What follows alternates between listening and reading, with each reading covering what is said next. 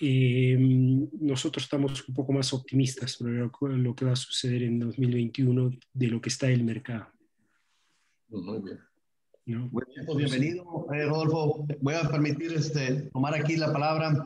Bienvenidos todos, tengan todos ustedes aquí al webinar una vez más de la Asociación Nacional de Empresarios Independientes. Me voy a permitir presentar a Rodolfo Navarrete, quien es un director de análisis y estrategias de inversión de la Casa de Bolsas Vector, y sobre todo tiene una pues, bastante experiencia en este ramo.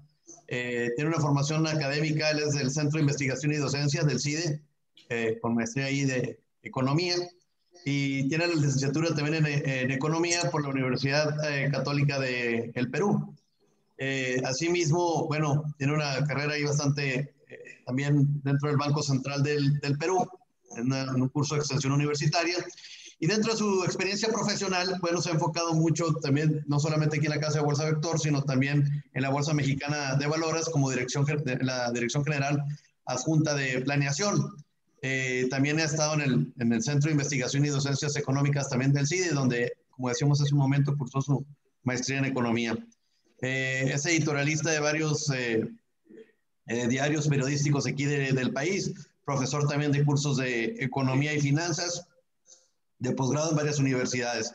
Y pues bueno, Rodolfo, bienvenido. Estamos bastante interesados en escucharte. Algunos de nosotros ya te hemos leído en tus contribuciones editoriales que haces y va a ser para nosotros un honor tenerte aquí con nosotros. Como te comentaba al principio, vamos a hacer la presentación. Ya una vez que termine la presentación, vamos a abrir para preguntas y respuestas de tu parte y bueno, con todo el grupo de personas y empresarios que nos acompañan. Bienvenido una vez más, Rodolfo, y damos inicio. Adelante. Bueno, gracias a todos por esta oportunidad de comentar sobre lo que estamos viendo en la economía mexicana. Les voy a plantear a grandes rasgos lo que hoy día estamos planteando en Vector Casa de Bolsa, lo que estamos recomendando a nuestros clientes respecto a las inversiones y a la perspectiva que estamos viendo en términos económicos. El 2021 al parecer va a ser un buen año. Es obvio, dado lo pésimo que ha sido el año pasado. La actividad económica ha comenzado a recuperarse de manera heterogénea en el mundo, en algunos lugares más rápido que en otros. En la gráfica ustedes pueden apreciar las perspectivas que hay de recuperación tanto en países emergentes como en países desarrollados y en China, ¿no? El caso de países desarrollados o de economías avanzadas, de estas líneas azules que aparecen ahí, ustedes pueden apreciar la línea azul, la caída que sufrimos o que sufrieron las economías avanzadas y la recuperación que estamos observando y la perspectiva que hay hacia el futuro. Antes de la pandemia tenían esta perspectiva, la línea punteada azul. Como se dan cuenta, va a tardar mucho para que la línea continua alcance a la línea punteada. En otras palabras, la recuperación económica de las economías avanzadas ya está siendo importante, pero todavía va a tardar para retomar la tendencia que se tenía antes de la epidemia.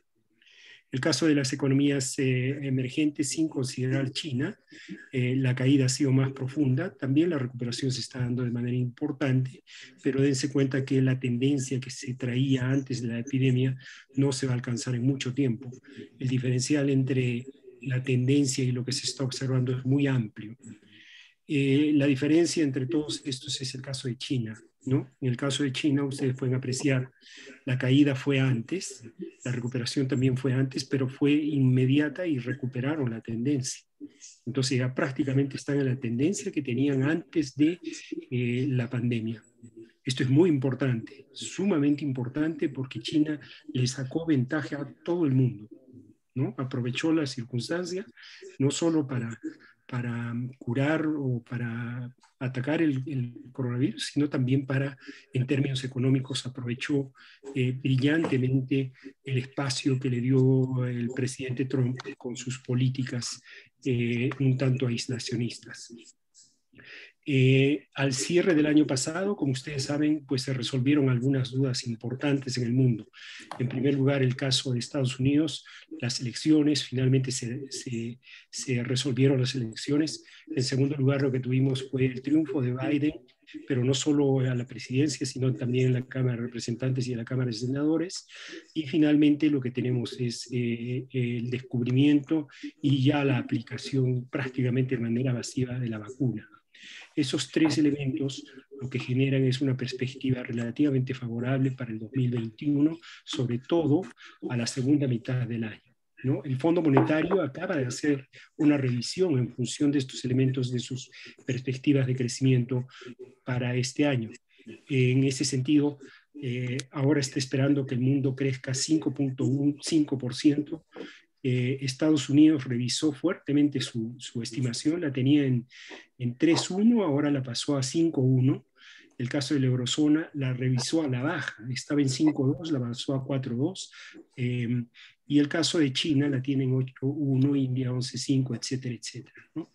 Es una revisión relativamente interesante y efectivamente esto da pie a pensar pues, que este año va a ser relativamente bueno. En términos de política económica también va a ser bueno. ¿Por qué? Porque lo que teníamos era,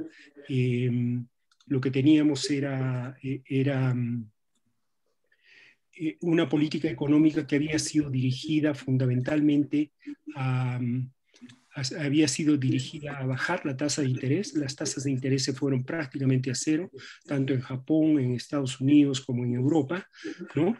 Y como ya las tasas de interés dieron todo lo que tenían que dar, entonces comenzaron a aplicar políticas heterodoxas de creación de dinero para tratar de comprar bonos en los mercados secundarios, ¿no? Ustedes pueden apreciar la creación de dinero que han hecho el FED, el Banco de Japón, el Banco Central Europeo, es relativamente importante. En ese sentido se dice que las políticas monetarias son muy laxas, ¿no? Pero lo que había hasta finales del año pasado es una discrepancia entre la política monetaria y la política fiscal. Mientras que el Banco Central o los bancos centrales bajaban las tasas de interés, ofreciendo oportunidades a los inversionistas, a las empresas, a los gobiernos para que se endeuden, los gobiernos no se endeudaban o se endeudaban poco, ¿no? Ustedes vieron a finales del año pasado, vimos dos eventos económicos importantes. Uno fue la Comunidad Europea, aprobó un paquete fiscal de 750.000 millones de euros, ¿no? Entonces, por primera ocasión aprovechó la oportunidad que le está brindando el Banco Central. Y en segundo lugar, el FED americano, el gobierno americano, el Congreso americano aprobó a fines del año pasado un paquete fiscal de 900.000 millones de dólares, ¿no? Entrando el presidente Biden ha planteado otro paquete fiscal de 1.9 billones de dólares. Como pueden apreciar, ya la política fiscal ahora sí está aprovechando la oportunidad que le está brindando la política monetaria, ¿no? Los bancos centrales han bajado las tasas de interés para que la gente se pueda endeudar, sobre todo los gobiernos. Entonces los gobiernos se están endeudando y ahora lo que van a hacer es usar ese dinero para promover la recuperación económica en los principales países del mundo, ¿no? Este es un factor muy relevante y esto lo que permite es prever que va a venir un proceso de crecimiento económico extraordinario, sobre todo en la segunda mitad del presente año. El otro elemento importante que se está dando en el mundo es el comportamiento de China, lo que acabo de señalar. China ha aprovechado muy bien el espacio que le brindó el presidente Trump en sus últimos 4 años de gobierno, mientras que Estados Unidos se retiraba de la colaboración mundial, de los mercados mundiales, de las asociaciones mundiales. China entraba a los mercados. Y por una cuestión estratégica, porque estamos justamente en el periodo en que se está definiendo quién es el país hegemónico en el mundo. Ustedes pueden apreciar en la gráfica, China ya tiene un PIB superior al americano. Y por el otro lado, la participación de China en el PIB mundial es creciente y en segundo lugar ya es superior al americano, ¿no?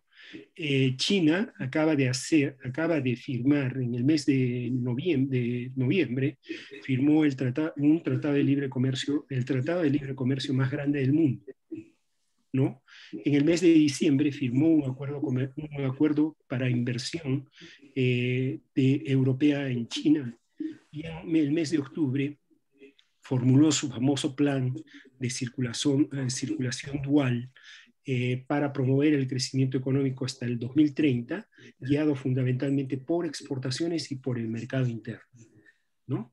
Y eso lo que le está permitiendo a China es diferenciarse de Estados Unidos. Ahora el país más hegemónico en el mundo es China, ¿no? Pero como se darán cuenta en las gráficas, ahí se están definiendo todavía, de tal modo que ante un descuido de China, pues Estados Unidos podría otra vez recuperar el terreno, etcétera, etcétera. Pero esta es la pugna más importante que estamos viendo hoy día, y esto es lo que va a favorecer también una competencia entre las dos potencias mundiales que a la larga va a beneficiar el comportamiento económico mundial.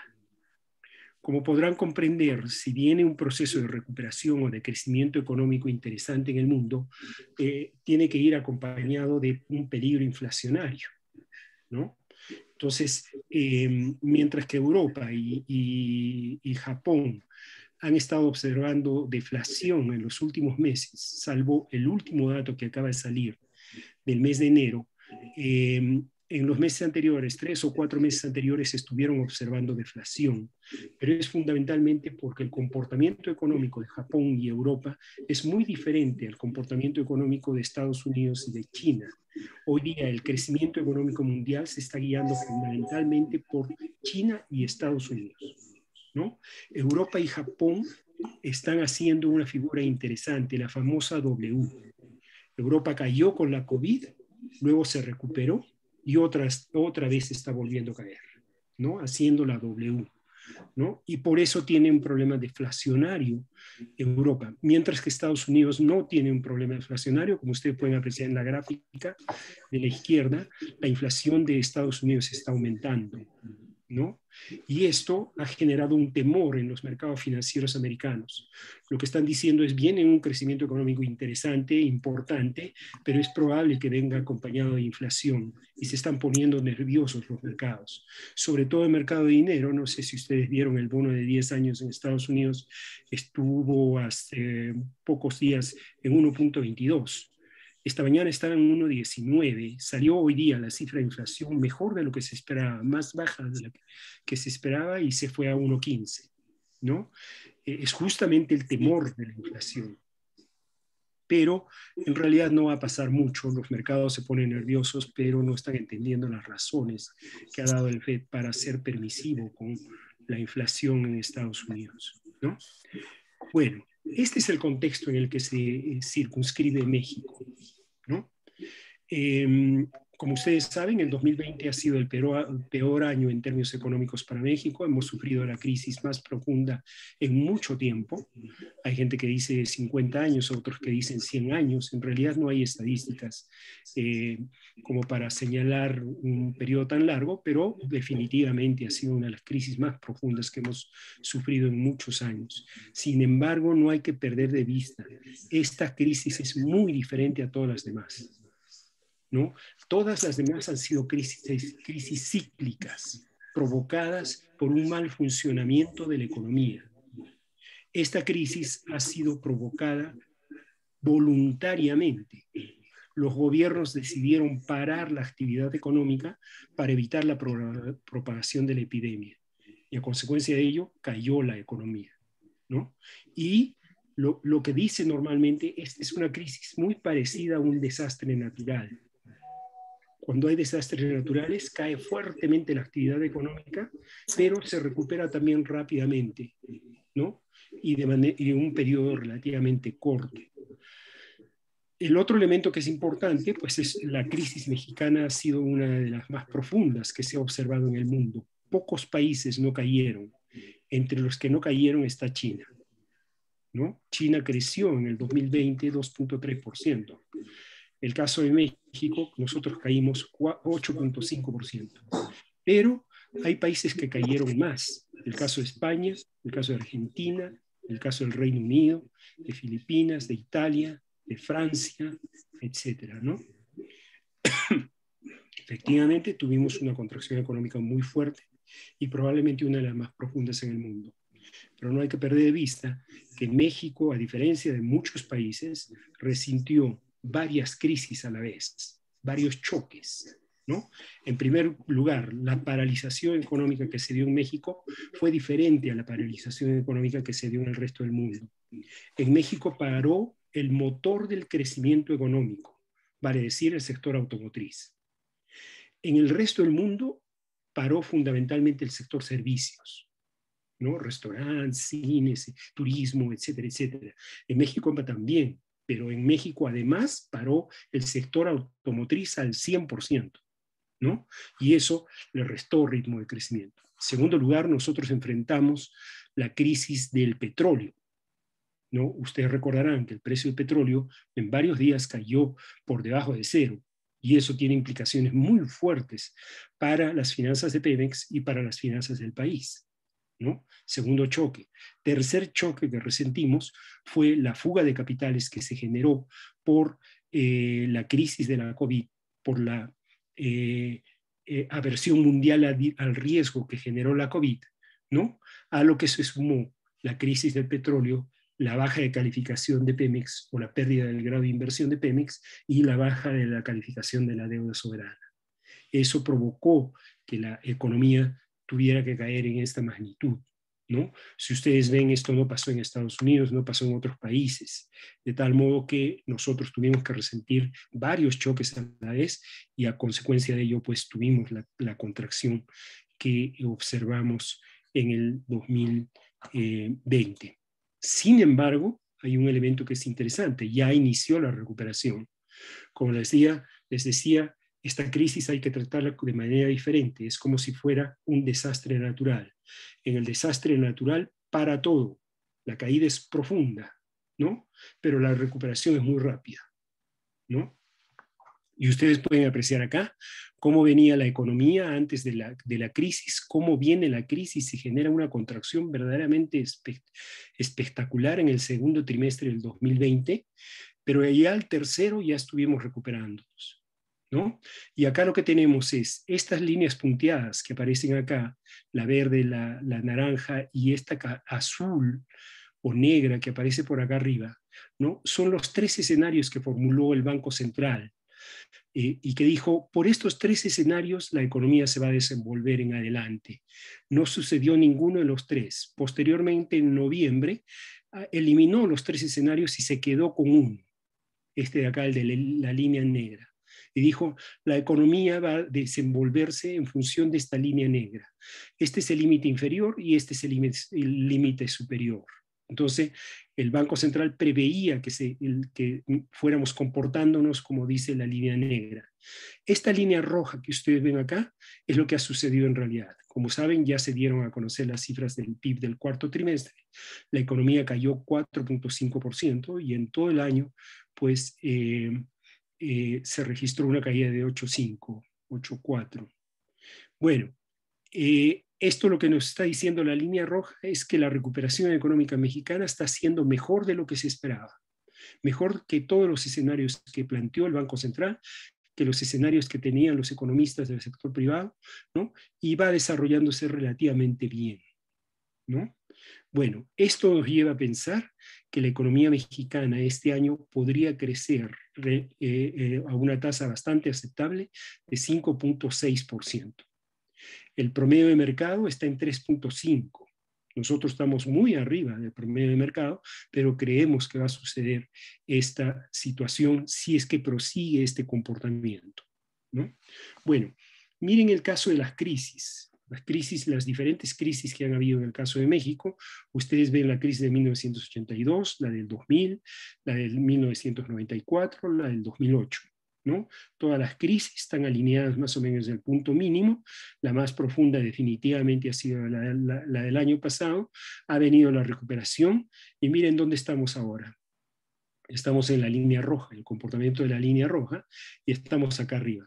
En otras palabras, la recuperación está siendo rápida Ya superamos el proceso que hubo en 1994 y ya estamos superando la crisis de 1982. O sea, está siendo más rápida que lo que sucedió en el 94 y en 1982. ¿No?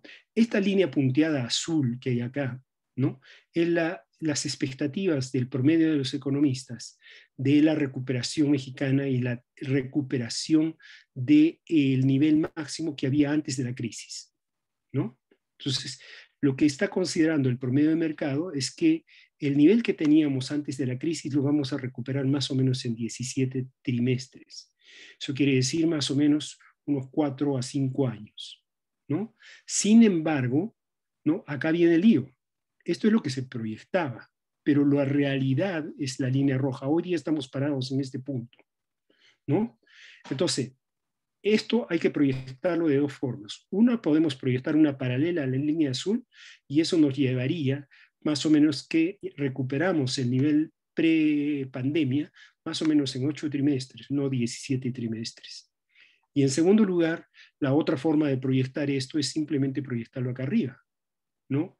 Y eso nos llevaría a que pudiéramos recuperar el nivel pre-pandemia en 3 o 4 trimestres, vale decir, a mediados del próximo año. No creo que suceda así, pero yo creo que va a suceder muy probablemente a finales del próximo año.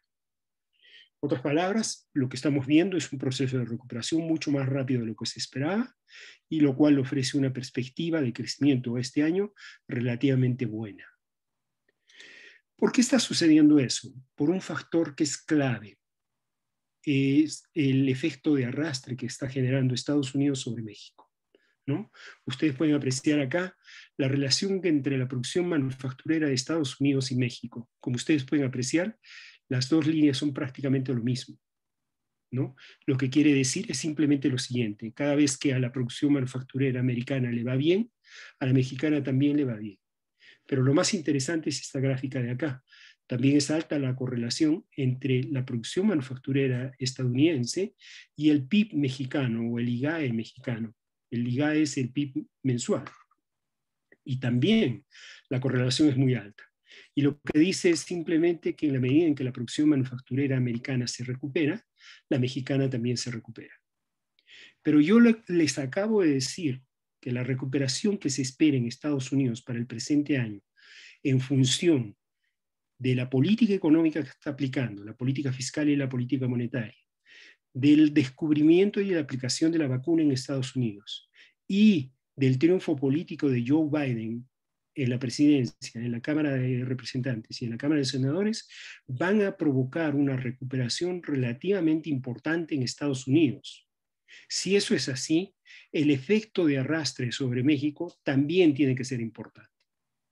Conclusión: la economía mexicana este año puede crecer a tasas de 5.6% o más, ¿no? ¿Cuál es el motor del crecimiento mexicano? Son las exportaciones. Relacionado con la demanda externa, la demanda de Estados Unidos de nuestros productos. Las exportaciones, miren ustedes, ya superaron el nivel de pandemia. Están creciendo a 7.4% anual.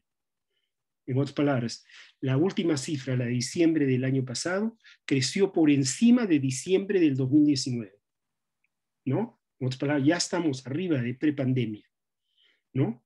Obviamente hay una caída que en términos anuales tira las exportaciones relativamente fuerte, pero la recuperación mensual se está dando ya de manera interesante en el caso de las exportaciones. Esta es lo que se llama la demanda externa. En ese sentido, el crecimiento económico mexicano va a estar comandado por la demanda externa. La demanda interna, que es el consumo y la inversión, van a estar recuperándose, pero más lentamente. Al día de hoy el consumo está 6.6% por debajo de lo que se tenía en el nivel prepandemia. Y la inversión está 11.3% por debajo de lo que se tenía en el nivel prepandemia, ¿no? Todavía les falta. Tienen que superar estas líneas horizontales en cada una de las gráficas. Todavía les falta. Pero eso va a venir. ¿Qué es lo que va a pasar? Lo que va a pasar es lo siguiente. La demanda externa, la demanda americana, va a dinamizar las exportaciones mexicanas. Las exportaciones mexicanas a su vez van a dinamizar el Producto Interno Bruto mexicano. La medida en que la economía esté creciendo, el sector privado va a comenzar a entrar. La inversión va a comenzar a entrar y el consumo va a comenzar a entrar. Entonces los dos van a comenzar a dinamizarse y lo que vamos a ver ya es un proceso de crecimiento de las tres variables, ¿no? Eso en la medida en que se vaya acelerando este proceso de recuperación. Bueno, y la política económica en México, en Estados Unidos, la clave de la recuperación económica es la política económica, ¿no? Yo les he dicho, en Estados Unidos lo que se está dando es lo siguiente: una política fiscal, una política monetaria ultra expansiva que ha llevado las tasas de interés a cero. Y por el otro lado, la política fiscal ha comenzado a dinamizarse. A finales del año pasado, 900.000 millones de dólares. El presidente Biden, 1.9 billones de dólares. Entonces la política fiscal también está dinamizándose. La política monetaria y la política fiscal van a hacer que la economía americana se recupere rápidamente, ¿no? Y el caso de México, en el caso de México, la política económica está más ligada a la demanda interna, ¿no? La política económica debería provocar que la demanda interna comience a mejorar. Sin embargo, la política económica mexicana es muy tímida, ¿no? En términos fiscales y en términos monetarios. En términos fiscales, por dos razones. En primer lugar, el problema de la COVID lo que ha generado es un incremento muy fuerte en la deuda pública como porcentaje del PIB. La deuda pública ha aumentado prácticamente 10 puntos porcentuales, ¿no? En consecuencia, eso pues pone una situación delicada a las finanzas públicas mexicanas. Pero ese no es el problema. El problema fundamental en términos fiscales en México es el costo financiero de la deuda pública, ¿no? Acá es la relación flujo-flujo, ¿no? ¿Cuánto le cuesta al gobierno el servicio de la deuda? Y como ustedes pueden apreciar en la gráfica, al gobierno mexicano le cuesta mucho el servicio de la deuda. En otras palabras, por servir a la deuda se está aplicando más o menos el 4% del PIB. 4% del PIB va a pagar el servicio de la deuda, ni siquiera la deuda, no, el servicio de la deuda. Entonces es muy caro. Por eso el gobierno mexicano no se endeuda, porque le cuesta muy caro endeudarse. El gobierno americano se ha endeudado hasta más no poder. El gobierno inglés se ha endeudado hasta más no poder. Pero ¿cuánto les cuesta la deuda? Les cuesta cero. El costo de la deuda en Estados Unidos es cero. Conclusión, pueden endeudarse todo lo que quieran, ¿no? ¿Por qué? Porque el costo del servicio de la deuda es cero. A ver, imagínense ustedes, un crédito a cero tasa de interés, ¿cuánto les cuesta el crédito? Anualmente no tienen que pagar intereses. Entonces lo que tienen que preocuparse es que al cabo de 30 años tienen que pagar la deuda, ¿no? Entonces este es el problema fundamental en México. ¿Por qué la política fiscal en México es tan tímida? Porque el gobierno no quiere endeudarse. ¿Por qué no quiere endeudarse? Porque el costo de endeudarse es muy elevado. México lo está haciendo a tasas de 4, 5, 6, 7% anual. Estados Unidos lo está haciendo a 0% anual, ¿no? Y todos los países del mundo prácticamente lo están haciendo 0% anual. ¿Y por qué la deuda, por qué el costo o la tasa de interés en México es tan elevada? Pues porque la política monetaria es una política muy tímida. La tasa de interés en México, como ustedes saben, la tasa de política monetaria está en 4.25. El Banco Central es muy tímido. Y lo que sucede en el Banco Central es una pugna entre dos formas de ver la economía.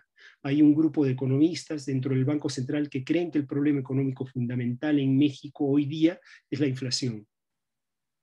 Hay otro grupo de economistas que dice que no, que el problema económico fundamental en México hoy día es la caída económica. En ese problema está. Y como ustedes pueden apreciar acá, la inflación el año pasado acabó en 3.15%. ¿No? Acá tengo la inflación subyacente en 3, casi llegando a 4. Pero la tasa de política monetaria se ha visto muy lenta, ¿no? Se ha quedado en 4.25. Y acá viene el problema. La pregunta es muy sencilla. La pregunta analítica fundamental es, ¿cuál es el problema económico fundamental hoy día en México? ¿No? Para unos es la inflación, para otros es la caída económica. Entonces, si el problema económico fundamental en México es la inflación, entonces no hay que bajar la tasa de interés. Pero si los otros dicen, no, no, no, el problema económico fundamental hoy día en México es la caída económica, el desempleo, la pobreza, esos son los problemas económicos fundamentales hoy día en México. Si ese es el problema económico fundamental, entonces hay que bajar la tasa de interés, ¿no? Bueno, lo que ha sucedido curiosamente en el caso de México es que la composición de la Junta de Gobierno pues ha cambiado. Un miembro, el más hawkish de la Junta de Gobierno, salió de la Junta en diciembre pasado y en sustitución entró Galia Borja, que era la tesorera de la Federación, ¿no? Entonces ya cambió la composición. Ahora da la impresión, todavía no tenemos información clara sobre el asunto. ¿Por qué? Porque no conocemos el pensamiento de Galia Borja sobre la economía, la política monetaria, pero suponemos que es un pensamiento más ligado a la segunda respuesta al problema o a la pregunta económica fundamental en México, ¿no? En ese sentido, el balance dentro de la Junta de Gobierno parece que se está inclinando más hacia el lado dovish, hacia las personas que creen que el problema económico fundamental en México hoy día es la caída económica. Si ese fuera el caso, entonces deberían bajar las tasas de interés. En consecuencia, podrían bajar las tasas de interés todavía. Nosotros creemos que las van a bajar a más o menos 3.75% todavía, ¿no?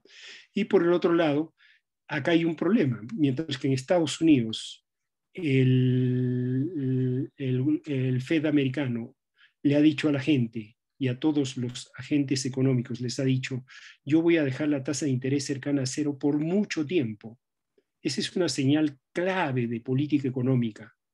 En México el Banco Central no se atreve a decir nada al respecto, ¿no?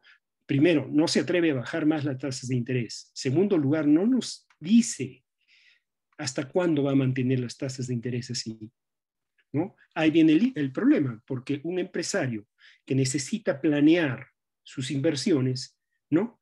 Pues tiene que tener seguridad de cuánto tiempo va a estar las tasas de interés en ese nivel, ¿no? Entonces, no solo eso. Y el otro elemento poderosísimo que lanzó el FED y que en México no nos atrevemos a lanzar es el hecho de que el FED dijo, a mí lo que me interesa es generar el pleno empleo. Voy a generar el pleno empleo y por tanto voy a ser permisivo con la inflación, ¿no? No voy a aumentar la tasa de interés si es que la inflación comienza a aumentar. Eso es lo que ha dicho. ¿Por qué? Porque me interesa generar primero el pleno empleo. Cuando tenga el pleno empleo, entonces ya me comienzo a preocupar por inflación, ¿no? En México no. En México hay un grupo de economistas que cree que el problema económico fundamental es la inflación y en consecuencia si la inflación hoy día sube, mañana hay que subir la tasa de interés, ¿no? Independientemente de si la economía se está cayendo, se está desmoronando o no, ¿no? Este dilema parece que se va a resolver con el cambio en la composición de la Junta de Gobierno del Banco de México. El tipo de cambio, nosotros creemos que la tendencia estructural del tipo de cambio es a la apreciación, básicamente por la política monetaria americana. ¿Qué está pasando? Hay dos elementos acá que juegan en la determinación del tipo de cambio. Por un lado, el Fed americano le ha dicho a la gente lo siguiente, voy a bajar la tasa de interés hasta cero, prácticamente cero, y la voy a mantener mucho tiempo ahí abajo. La conclusión que uno infiere de esa determinación del FED es la siguiente. Invertir en mercado de dinero americano no es negocio, ¿no? ¿Por qué? Porque las tasas son muy bajas y en segundo no se van a mover, ¿no? Conclusión, hay que salir de mercado de dinero y hay que entrar a mercados riesgosos si es que queremos ganar, ¿no? Mercados riesgosos quiere decir bolsas de valores o mercados emergentes. Y eso es lo que está sucediendo. Entonces, el dinero se está yendo a las bolsas de valores. Ustedes han visto ayer, antier, máximos históricos en todos los mercados americanos. El dinero va a las bolsas de valores, pero también va a ir a mercados emergentes. En mercados emergentes, lo que vamos a ver, lo primero que vamos a ver, monedas apreciándose, así como el peso mexicano. El Fed ha dicho, voy a mantener las tasas abajo y por mucho tiempo. No ha dicho, voy a mantener las tasas abajo hasta el día de mañana. No, no, no, no. Por mucho tiempo quiere decir más o menos finales del 2023, aunque la secretaria del Tesoro dijo finales del 2022. Pero bueno, son 2 años o 3 años que tenemos tasas abajo mucho tiempo. Conclusión, hay que salir del mercado de dinero americano, entrar a mercados más riesgosos, entre ellos países emergentes. Eso implicaría apreciaciones cambiarias. El otro elemento que es interesante, en México se está dando una combinación muy, muy atractiva para los inversionistas. ¿Cuál? El Banco Central ha pausado la tasa de interés en 4.25. La ha dejado ahí arriba. Pero ¿saben qué? El riesgo mexicano está bajando y sigue bajando. Miren esa combinación. Alto rendimiento, bajo riesgo. Conclusión, pues hay que comprar bonos mexicanos o mercados mexicanos o activos mexicanos, ¿no? Entonces, hay un factor de expulsión de capitales de Estados Unidos y hay un factor de atracción de capitales que juega México, por el hecho de que la combinación de política monetaria con el riesgo está en favor de la inversión, y por el otro lado, bueno, ¿por qué está bajando el riesgo? Ustedes lo acaban de ver con las calificadoras Fitch y Standard & Poor's, ¿no? Cuando todo el mundo discutía, todos, absolutamente todos discutían cuándo le iban a quitar el grado de inversión a México, ¿no? Ese era el tema de conversación en los corrillos financieros mexicanos. Vienen las calificadoras y le dicen, señores, yo no voy a quitar el grado de inversión. Y tan no le voy a quitar que voy a ratificar su calificación. Y ratificaron la calificación, ¿no? Señal de que el riesgo está bajando. Y en tercer lugar, y el otro elemento que implica una reducción del riesgo mexicano, la recuperación económica. Si nosotros tenemos razón de que efectivamente la economía va a crecer 5.6% este año, ¿cuánto van a crecer los ingresos públicos? ¿No? Van a crecer relativamente más de lo que se está esperando. Y por tanto, el riesgo fiscal disminuye. Conclusión, el riesgo del país disminuye. A eso me refiero. Acá en México las tasas se han quedado ahí arriba con riesgos bajando, ¿no? Hay un indicador que mide esto, es el Credit Default Swap. No lo he puesto, lo iba a poner, pero ya no me dio tiempo. El Credit Default Swap, hoy, cerró en 82 puntos. Antes de la pandemia estaba en 79. Miren, ¿eh? Bueno, con la pandemia, el Credit Default Swap se fue a 325. Miren, 79, 325, 82. ¿No? A eso me refiero con que el riesgo está bajando. Y por tanto, esta combinación tan interesante entre altas tasas de interés y bajo riesgo, pues es un atractivo para la entrada de capitales hacia México. Hay un elemento que podría afectar, el factor de riesgo, digamos, que podría afectar el comportamiento que nosotros estamos estimando, es básicamente el comportamiento de la COVID. Sin embargo, lo más importante con la COVID es la aparición de la vacuna y la vacunación que se está haciendo de forma masiva en algunos países. Los casos más relevantes que hay que seguir hoy día son los casos de Israel, el caso del Reino Unido y el caso de Estados Unidos. Miren el cambio de dirección que ha hecho en Estados Unidos el número de contagiados a consecuencia de la vacuna, ¿no? Entonces, esto poco a poco va a ir bajando y se va a ir a cero. De acuerdo al New York Times, esto en julio debería estarse ya aproximando a niveles cercanos a cero. Si eso es así, entonces este problema pasa a segundo plano y ahora viene el efecto económico de la política económica, con todas las empresas ya otra vez regresando a las labores, ¿no? Bueno, estas son las proyecciones que hay en el mercado. Acá tenemos, como siempre presentamos, la encuesta de Banxico. Son 35 economistas que encuesta Banxico y que dan sus proyecciones sobre el comportamiento económico. Por ejemplo, vean, el crecimiento económico para el 2021 lo están estimando en 3.50. Es el promedio de mercado. El Fondo Monetario acaba de revisar sus estimaciones sobre el crecimiento económico mexicano y la subió a 4.30. La Secretaría de Hacienda lo tiene en 4.60, Banjico lo tiene en 3.30 y nosotros lo tenemos en 5.60, ¿no?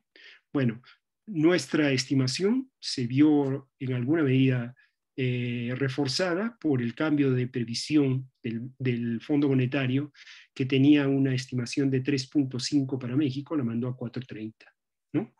Y así en todo el resto de las variables que está en la presentación. Y esto es básicamente lo que quería comentarles. No sé si quieren hacer alguna pregunta o algún comentario. Muchas gracias, bastante informativa la presentación, muy buena la presentación, creo yo, y hay inclusive varios aquí comentarios que ahora sí me voy a permitir irnos directos a los comentarios que están haciendo para que los puedas responder. Menciona, por ejemplo, Miguel Quiroz, que hay dos sectores que resultan estratégicos para la recuperación. Uno de ellos es precisamente el autotransporte terrestre, el vehículo, la industria automotriz, Import-Export, que bajo ahora el tratado USMCA, y el otro sector, el agroexportador mexicano de frutas y verduras.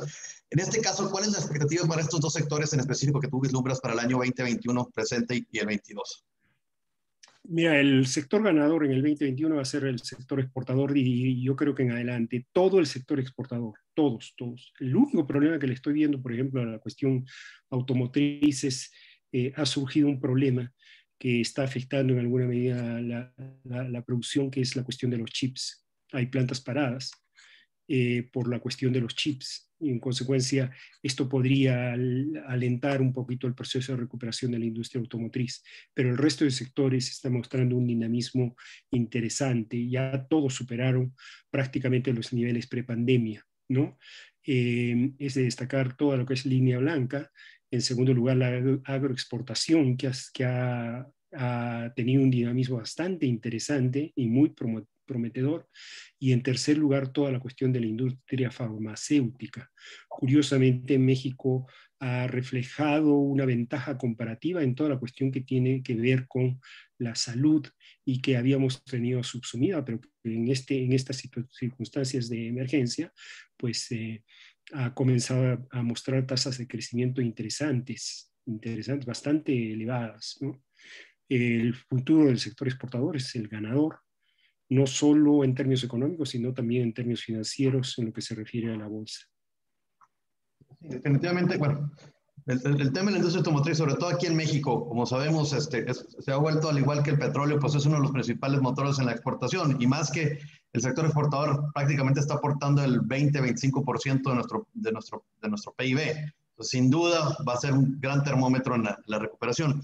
En una contribución editorial que hiciste, la caída, hace unos días, que me permití leer, me llamó la atención el tema que mencionabas, que no obstante en países como Inglaterra o como Italia, en donde hubo un apoyo fiscal muy elevado, inclusive superior al 30%, no se obtuvieron los resultados, a pesar del apoyo que hubo por parte del gobierno, en este caso, de sus respectivos países, en donde fue un apoyo superior arriba del 30% del PIB, eso muchísimo, y no se dio los resultados esperados.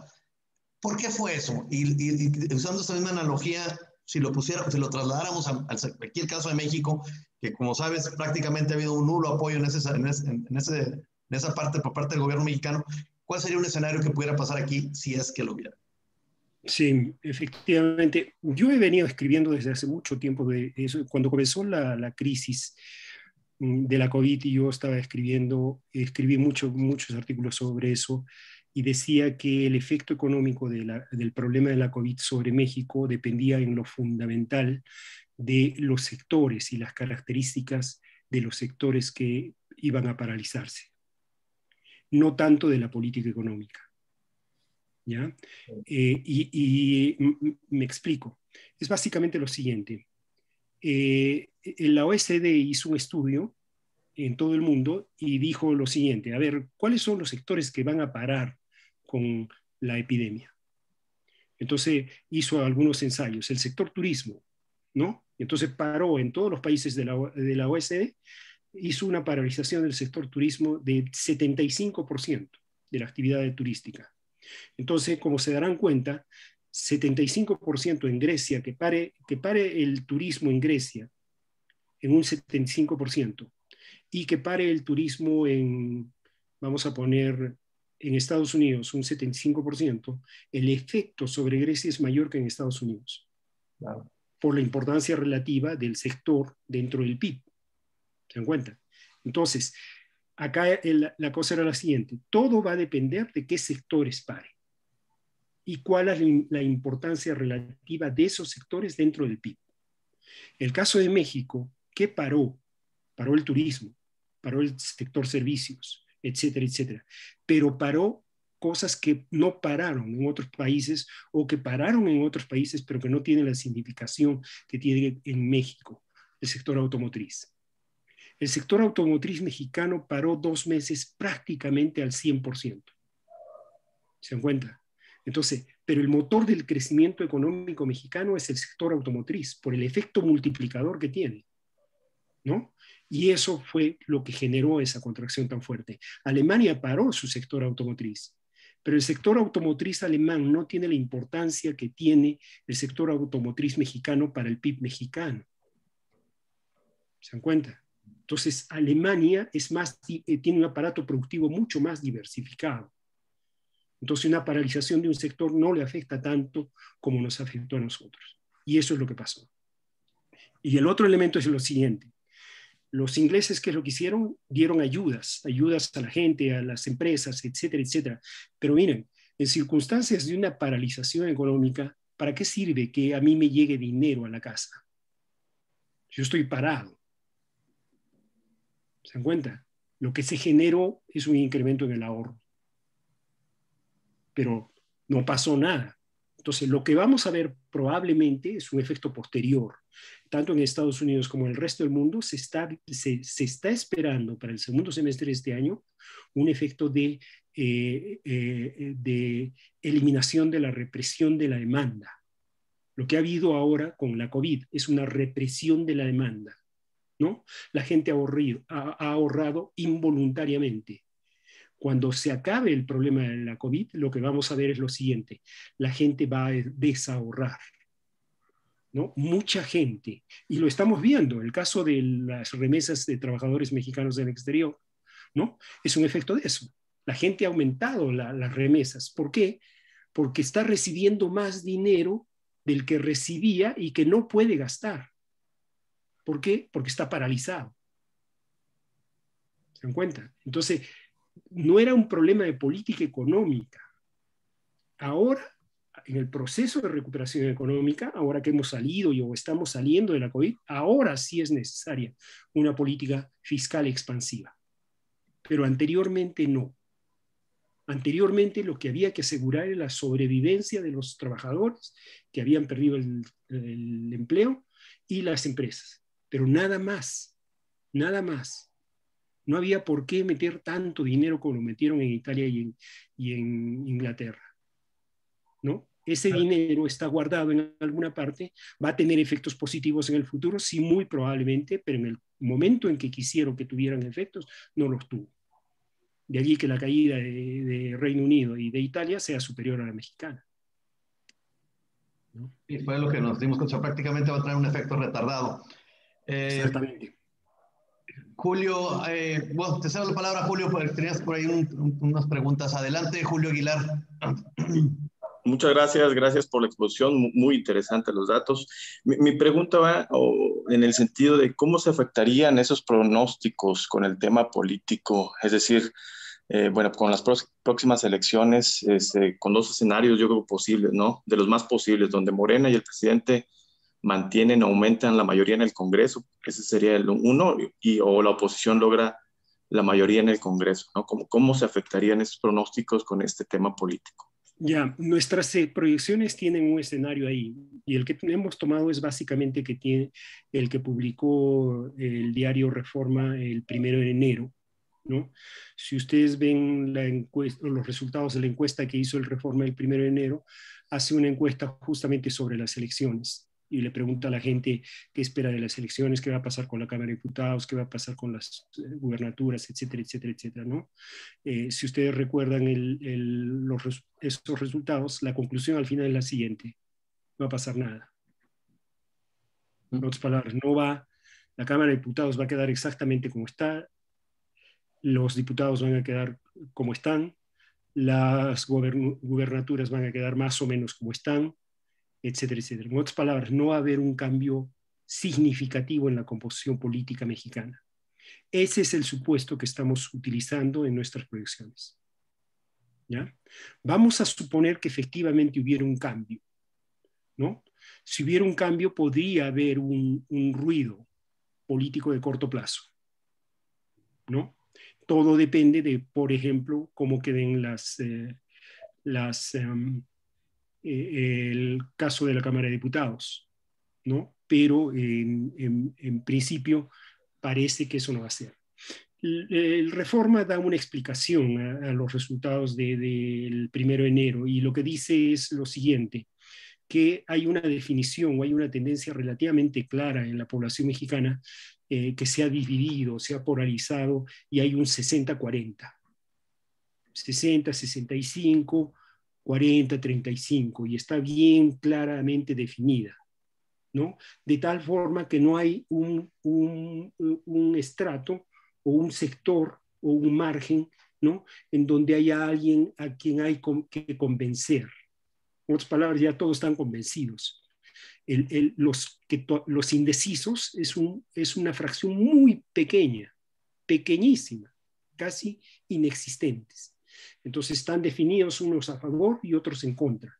No hay medias tintas, ¿no? Y lo que dice es que lo que vamos a ver muy probablemente es a constante permanentemente, y ellos lo que dicen es que eso es lo que se ha observado en el último año y tantos, o casi 2 años, una constante 60-40, 60-40, 60-40 en todo, en todo, en todo, en todo, en todo, y eso se va a mantener, ¿no?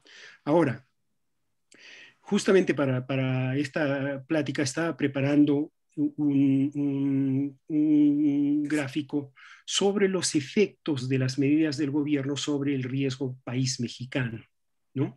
La mejor forma de medir el riesgo mexicano es lo que les acabo de señalar, el Credit Default Swap, ¿no? El Credit Default Swap es un seguro, es una prima de un seguro. Cuando ustedes tienen un automóvil, compran un seguro, ¿no? Ustedes han visto que las aseguradoras a la gente mayor les cobran, la prima es menor, ¿no? Y a los jóvenes la prima es mayor.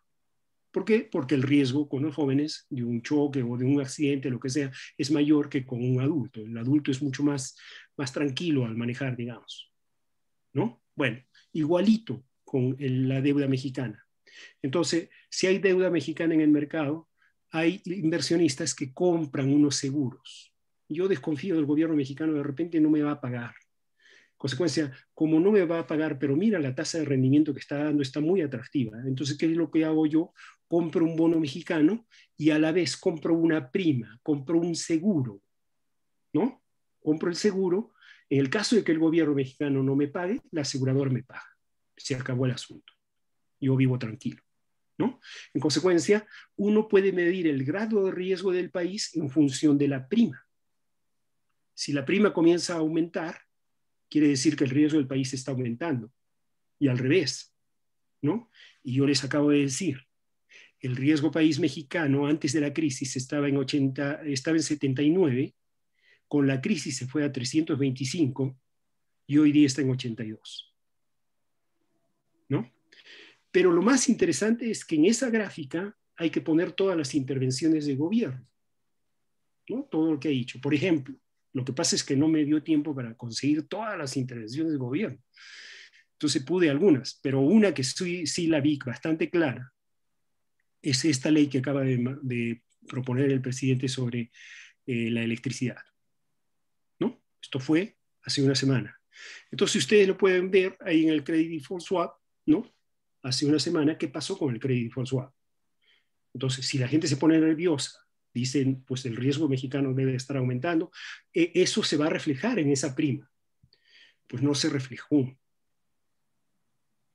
¿no? Curiosamente. Entonces, eso me lleva a una primera conclusión. ¿Cuál conclusión?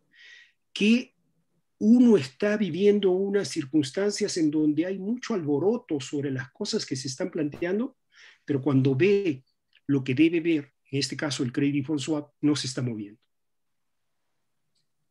¿No? En otras palabras, los inversionistas no están preocupados, porque si estuvieran preocupados, la prima de riesgo debería haber aumentado. No ha aumentado.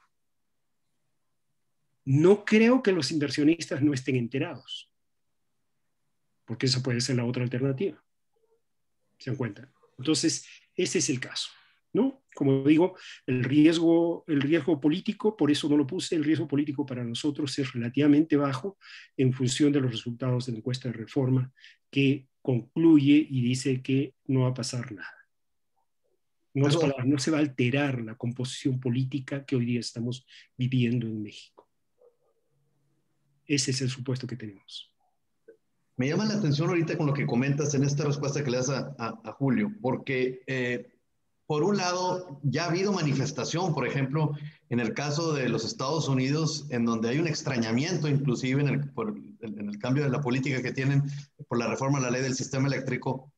Y hay hay una clara manifestación por parte de gremios en Estados Unidos haciendo mención a no solamente el respeto en el marco del acuerdo del TEMEC, sino inclusive de inversiones que ahorita están, digamos, en progreso de alguna forma.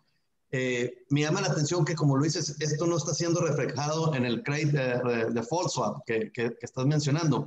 Entonces, bajo esas circunstancias, casi creo, ahora sí que con mi total ignorancia le pusieron un signo de interrogación muy grande a ese termómetro, si se me permite la expresión, dado que ya ha habido una manifestación continua, hay temor inclusive por parte de los inversionistas, pero como tú ahorita lo estás mencionando, no se está reflejando en el credit default swap. ¿A qué se debe esto? Sí. Efectivamente, esa es la gran incógnita. ¿Por qué no se refleja? Porque tú tienes toda la razón. Si hay esas manifestaciones, si tenemos, a ver si me aparece acá, creo que no me aparece.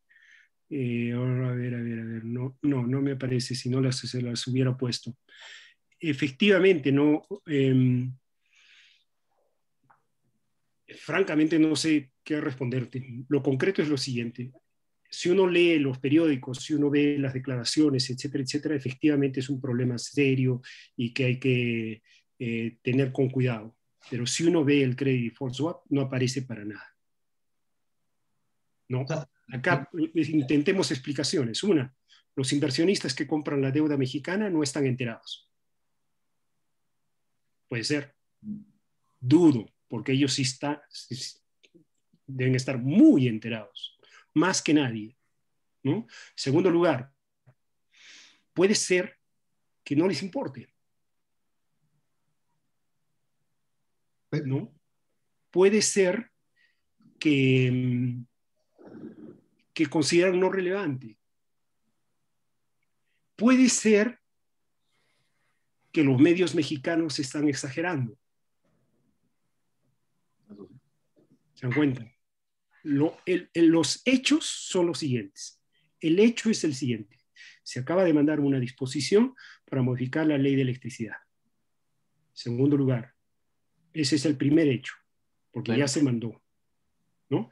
El segundo hecho es el siguiente, el credit default swap, es lo que se negocia todos los días, la prima de riesgo mexicana que se negocia todos los días, cada segundo, ¿no? Esa prima de riesgo no se está moviendo. Esos son dos hechos, ¿no? Ahora tenemos que conciliar por qué esos dos hechos no están reflejando una situación que supuestamente deberían reflejar. Y esas son las hipótesis. No les interesa, no están enterados, están exagerando o lo que sea. Pero eso es lo concreto. Eso me llama a mí mucho la atención, porque la lógica diría, si hay una inquietud sobre el tema que va a generar efectos sobre la inversión, etcétera, etcétera, etcétera, el credit default swap lo debería reflejar. Cuestionaríamos entonces ese termómetro que estábamos haciendo de mención, o bien agregar otro. Así es, o cuestionamos el termómetro, pero dense cuenta del termómetro. El termómetro es un seguro que yo adquiero por la deuda mexicana. Y eso se negocia minuto a minuto. Minuto a minuto. Sí, claro, hay altas y bajas. Don Fernando, iba a hacer un comentario ahí que veo que levantó su mano. Adelante, don Fernando. Sí, sí, yo creo que lo que está comentando Rodolfo es muy interesante y es diferente a lo que hemos escuchado de otros economistas, ¿verdad? En el sentido de que pues se incorpora aquí en una forma importante el tema de la política monetaria. Nosotros pensamos, hemos insistido que la política monetaria de México pues tiene ya muchos años siendo restrictiva y México tiene un costo de dinero extremadamente caro en las duras y en las maduras, ¿verdad? Siempre estamos muy altos en costos.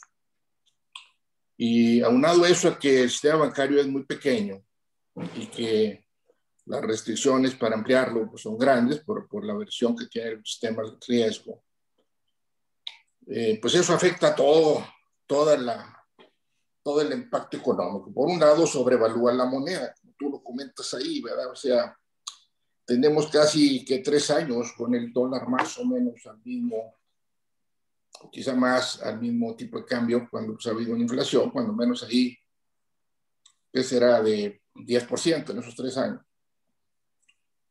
Tenemos un diferencial de tasas de interés pues, muy, muy alto, ahora proporcionalmente mucho más alto que en otras ocasiones contra otros países.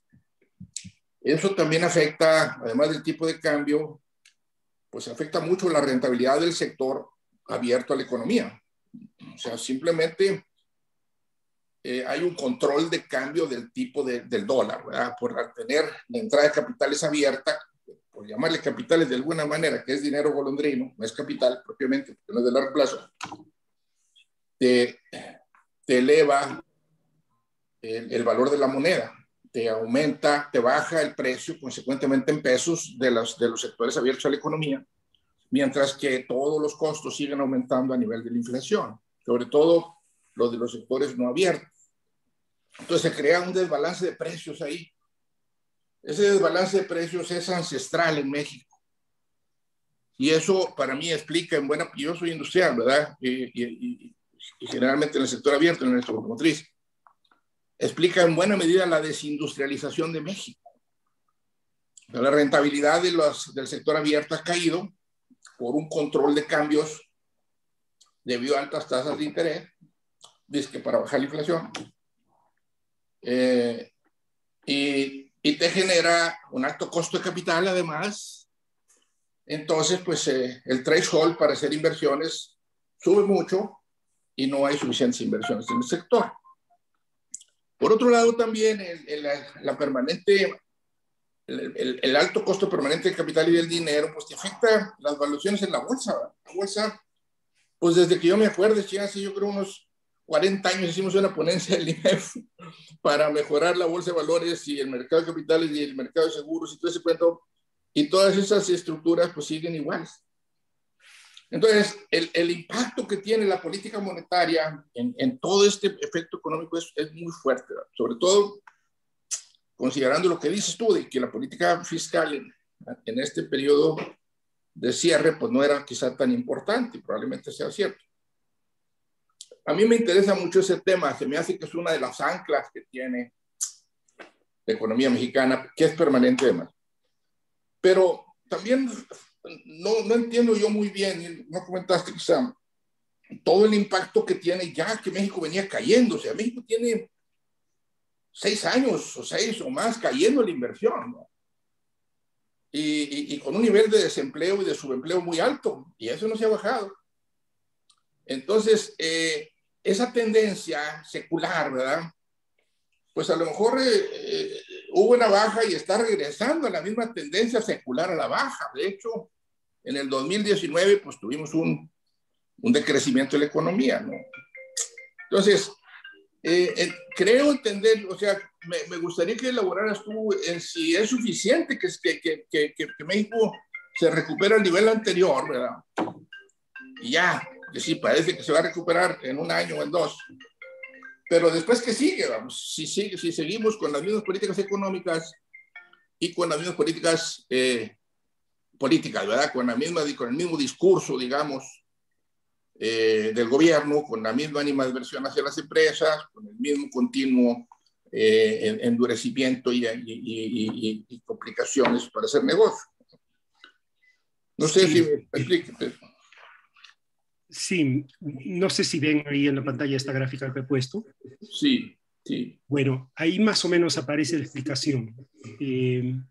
Vean, lo que yo decía, ¿no? La correlación que hay entre la producción manufacturera de Estados Unidos y México. La crisis está acá. Esto es mayo y junio del 2020. Y efectivamente la economía venía desacelerándose, como pueden apreciar acá, ¿no? Pero miren la explicación. Miren el caso de la línea naranja, comienza a subir, llega a este punto y ahí comienza a bajar la naranja, ¿no? Que es Estados Unidos. Comienza a bajar, se hace negativa, y acá está. La azul también. Y esto comienza más o menos en el 2018. 18, todo el 18, 19, el 20 y así.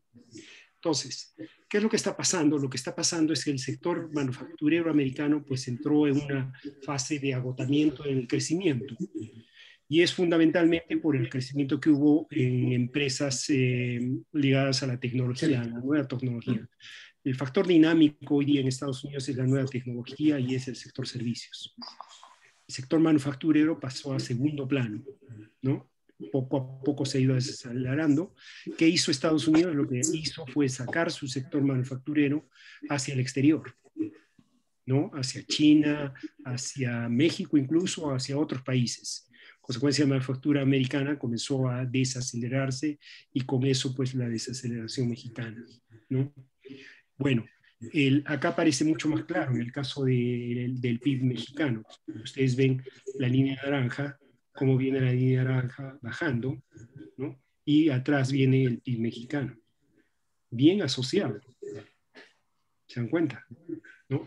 Entonces, eso es básicamente. ¿Qué va a pasar con la nueva administración?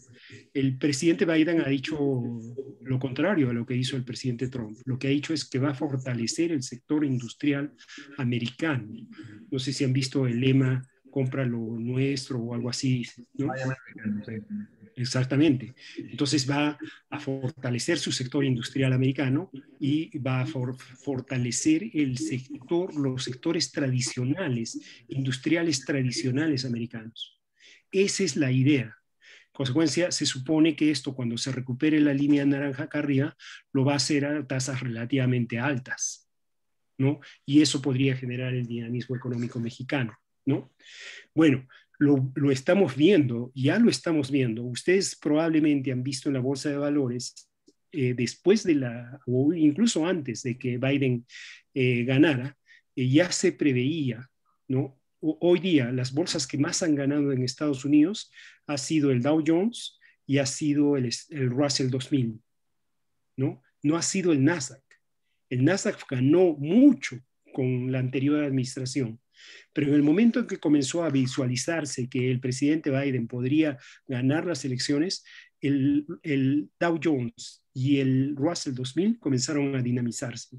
Y hoy día son los que muestran mejores rendimientos. El Dow Jones son la industria tradicional americana, ¿no? El Nasdaq no. El Nasdaq es la industria tecnológica, ¿se dan cuenta? ¿No? Por eso mantuvo un boom en los últimos años. Hoy día es día del Dow Jones y del Russell 2000. Russell 2000 son las empresas pequeñas y medianas, pero del sector tradicional. Entonces, lo que se está percibiendo en Estados Unidos es que viene una recuperación, pero por otros sectores, por otros lados, ¿no? Por el lado de la industria tradicional y por el lado de las pequeñas y medianas empresas. Por ahí viene. ¿Qué va a pasar con las empresas tecnológicas? Pues yo creo que van a estar avanzando, pero con dificultad. ¿Por qué? Porque hay varios elementos ahí. Las empresas tecnológicas han elevado sus grados de monopolio demasiado alto, ¿no? En consecuencia, ya son un peligro para la salud económica americana y mundial. En consecuencia, los van a regular, ¿no? El grado de monopolio es extremadamente alto, ¿no? Y ustedes saben que cuando hay grado de monopolio, pues hay abusos, se usa el poder para muchas cosas, ¿no? Esa es una. Bueno, y el segundo elemento que es muy importante, pues usaron el grado de monopolio para un veto que le hicieron al presidente Trump en sus redes a finales del año pasado. Entonces, eso también cuenta. Entonces, lo único que están leyendo los reguladores en Estados Unidos es que el grado de monopolio de las empresas tecnológicas es muy elevado y al ser tan elevado pueden adoptar actitudes que no son beneficiosas para la economía en conjunto. Conclusión, las van a regular, ¿no? Y conocemos la historia de la regulación monopólica en Estados Unidos, entonces podrían llegar incluso a la división de las empresas. Por tanto, todo el sector tecnológico va a seguir avanzando, pero a otros ritmos y con otros tamaños, y por el otro lado el sector tradicional manufacturero e industrial americano va a comenzar a dinamizarse de manera interesante. El gasto público va a infraestructura, buena parte va a infraestructura. En otras palabras, el sector que va a dinamizar la industria tradicional, ¿no? Y eso nos va a generar crecimiento económico interesante, ¿no? Y efectivamente, el caso de México, la política monetaria ha sido una política que no ha sido una política dirigida a promover el crecimiento económico, ha sido muy ortodoxa. Yo he venido escribiendo, creo que soy el único que escribe sobre el tema, pero a mí me da la impresión que el objetivo del Banco de México está equivocado. Ellos guían la política monetaria por una regla que se llama la inflación objetivo, ¿no? Ellos quieren llevar a la inflación al 3% anual, ¿no? Entonces, ¿cómo lo hacen? ¿No? Lo hacen de una forma perversa, en el siguiente sentido. ¿Cómo hace un banco central para que la inflación se vaya a 3%?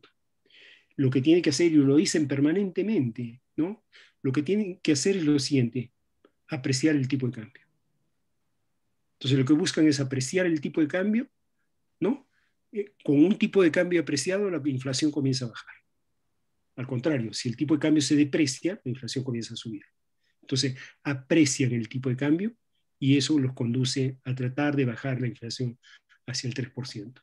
El problema es el siguiente: si aprecian el tipo de cambio, pues le están pegando al sector exportador mexicano, ¿no? Y el sector exportador no puede crecer como para jalar a toda la economía a tasas de crecimiento relativamente aceptables. Entonces, por conseguir una inflación de 3%, estamos restándole dinamismo al sector más poderoso de México, que es el exportador, ¿no? Hoy día ustedes lo ven, hoy día lo estamos viendo, esa combinación de tasa de interés alta, bajo riesgo, lo que hace es atraer capital del exterior, ¿ya? Atrae capital del exterior, cuando entran los dólares a México, lo primero que hacen es apreciar el tipo de cambio, ¿no? Aprecia el tipo de cambio, pero ya le pegó a las exportaciones. Y ya el dinamismo de las exportaciones comienza a resentir. Y yo diría, Rodolfo, que no nomás a los exportadores, ¿verdad? Una persona que está haciendo guaraches en Irapuato para el mercado de Guadalajara, ¿verdad? Pues le están pegando por las importaciones, o sea, llegan las importaciones chinas y lo hacen que bajen sus precios hasta que lo quiebran, se sale del mercado y se convierte en un importador, ¿verdad? Así es. Así es como se han desbaratado las cadenas productivas de México, o sea, no se han desbaratado más que por eso. No es problema de tecnología, no es problema de educación, no es problema de nada. Es problema simplemente de un tipo de cambio sobrevaluado permanentemente, ¿verdad? Sí. Entonces, cualquier industrial listo, ¿verdad? Va a decir, yo produzco lo que tengo que producir con la menor integración nacional, ¿verdad? Así es. Porque pues me van a subsidiar las importaciones, pues esas son las que uso, ¿verdad? Te sale más barato importar. Sale más barato. Entonces, hemos llegado a un punto en donde las exportaciones pues tienen un contenido nacional muy bajo. Sí. Y ahí es donde yo cuestiono que las exportaciones sean el que jale la economía, porque pues aunque son 25%, como dice Samuel, pues las importaciones son 27%, ¿verdad? Sí. Entonces tenemos un menos 2% de adición al PIB de las exportaciones netas. Así es. O sea, realmente estamos importando, armando y exportando. Entonces, a mí no se me hace que las exportaciones sean un motor. Yo creo que algo hay ahí además. Pero, no, en fin. pero hay ahí una cosa. El caso, por ejemplo, de China. China acaba de aprobar el famoso programa este de circulación dual. Eso es muy interesante. Lo que dice el programa de crecimiento de China de circulación dual es lo siguiente: van a combinar, ¿no?, el crecimiento económico jalado por dos motores, ¿no?, las exportaciones y el mercado interno. Sí, exacto. Sí. ¿No? Pero ahí hay un problema, hay una contradicción. Por lo siguiente, si van a seguir promoviendo las exportaciones, implícitamente lo que están diciendo es que tienen que ser competitivos. En otras palabras, tienen que mantener la competitividad para seguir exportando. Sí. ¿No? Pero para mantener la competitividad tienen que mantener los salarios bajos. Pues no necesariamente, ¿verdad? Porque China tiene un aumento de productividad enorme debido a la altísima tasa de inversión que tienen. O sea, están trabajando con los últimos equipos y las últimas tecnologías. Y eso hace que la productividad aumente muy rápidamente. ¿Qué es lo que pasa en México? En México, por la baja tasa de inversión nacional, la productividad baja.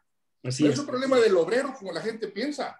Es un problema de falta de capital por obrero. Lo que hizo China fue sostener sus exportaciones en base a la mano de obra barata. Sí. Ahora lo que está diciendo es: voy a sostener las exportaciones, pero voy a desarrollar el mercado interno. Desarrollar el mercado interno quiere decir aumentar el salario. Claro, sí. ¿No? Ahí viene el lío. Sí. Ahí viene el lío. ¿Cómo sostengo competitividad en el mercado internacional aumentando el salario? ¿Con productividad? Ahí, aparentemente hay una contradicción. Eso solo se resuelve con productividad, efectivamente. Pero ahí viene la pregunta: ¿y cómo le hago para aumentar la productividad de la mano de obra? ¿Cómo se hace? Cambio tecnológico. Tecnología, claro. Hay que ver tecnología. Bueno, los chinos han definido que de aquí al 2030 van a ser los líderes mundiales al menos en 12 ramas tecnológicas. Sí. ¿No? Entonces, ese es el tema. Eso es lo que se tiene que estar planteando. En México, ¿qué es lo que se tiene que hacer? Lo que se tiene que hacer en México es: el Banco de México dice, yo quiero bajar la inflación a 3%. ¿Pero cómo lo hace? Lo hace bajando, apreciando el tipo de cambio. Cuando en realidad lo que tiene que hacer es elevar la productividad. Lo que tiene que hacer es elevar la productividad y los precios automáticamente bajan. Sí. Pero bueno, el camino más fácil es apreciar el tipo de cambio. Sí. Nomás que ya llevamos 25, 30 años con eso, ¿verdad? El camino más difícil es aumentar. Muy pocas industrias se han mantenido, muy pocas industrias. Y las que nos hemos mantenido ha sido porque tenemos pues, un nivel de importación relativamente alto. Sí. En fin, pues a mí se me hace muy interesante, Rodolfo. Creo que en muchas cosas se coincide con lo que nosotros en la NEI proponemos, ¿verdad? Nosotros proponemos un cambio de paradigma de la economía mexicana, ¿verdad? Necesitamos buscar un nuevo equilibrio macroeconómico que detone el crecimiento, porque si no, regresar al crecimiento del 1,5%, 2%, ¿verdad? Pues no es lo que México necesita. Nosotros necesitamos crecer al 6, al 8, al 10%. Y eso implica un cambio de mentalidad, ¿verdad? Implica un cambio de mentalidad muy fuerte que muy poca gente está proponiendo, desgraciadamente. Entonces, pero coincide mucho lo que hemos estado diciendo, hemos debatido internamente muchísimo desde el sexenio pasado y antepasado, en donde veíamos lo mismo, que se apreciaba la paridad, que se le quitaba competitividad al sector industrial, al sector productivo en general. Sí. Y creo que pues, hemos llegado, tus ideas nos ayudan bastante a redondear las nuestras y a persistir, ¿verdad? En este discurso. No, con todo gusto. En lo que ustedes deseen, pues nosotros estamos para apoyarlos. Muchas gracias.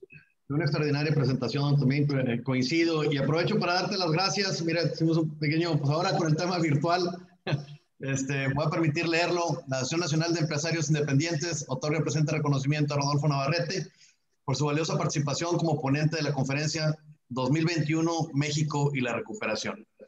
La Asociación Nacional de Empresarios Independientes le agradece el buscar activamente un México más próspero y más justo. La verdad, muchísimas gracias, Rodolfo. Bien, Samuel. Gracias a ustedes. Nos gustaría tenerte más seguido. Y si fuera posible, a ver si puedes mandarme ahí la presentación para compartirla. Ahí te voy a invitar a incluirte también a un chat que tenemos, donde se están constantemente lo estamos alimentando con ideas y se hacen debates ahí interesantes. Entonces ahí como quiera, nos ponemos de acuerdo. Muchísimas gracias nuevamente. Y pues gracias a todos también por participar. Nos vemos, Dios mediante, el próximo miércoles a la misma hora y en el mismo Vaticanal. Muchas